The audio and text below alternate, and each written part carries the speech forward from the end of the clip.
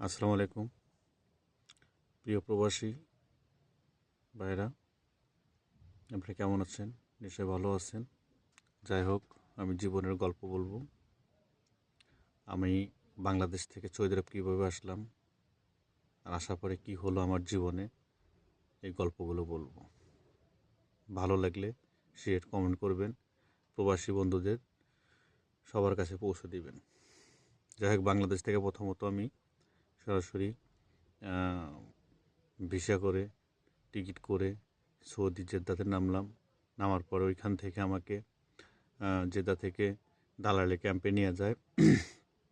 দালালি ক্যাম্পে নিয়ে যাওয়ার পরে আমাকে 3 মাস বসা রাখে আমাকে 3 মাসের আফটার আকামা দেয়। তারপরে আকামা দেয় না। পরে আমি দেখতে পেলাম যে না, আমার জীবনটা এইভাবে শেষ হয়ে যায়। তারপরে আমি করলাম কি, দালালিকে বললাম যে ভালো একটা সাপ্লাই দেখে আমাকে এক জায়গায় কাজে ঢোকা দেন।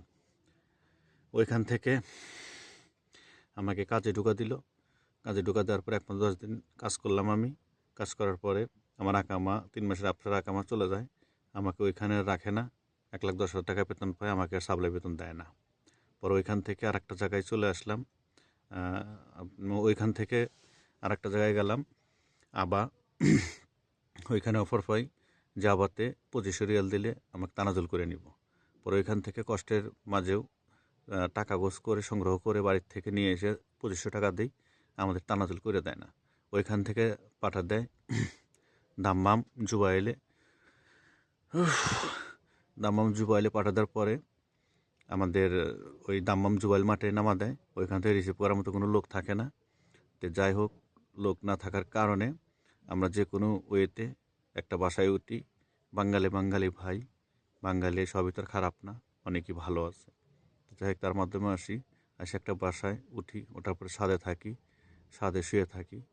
পরের দিন যেভাবে হোক ওদের সাথে অ্যাডজাস্ট হই।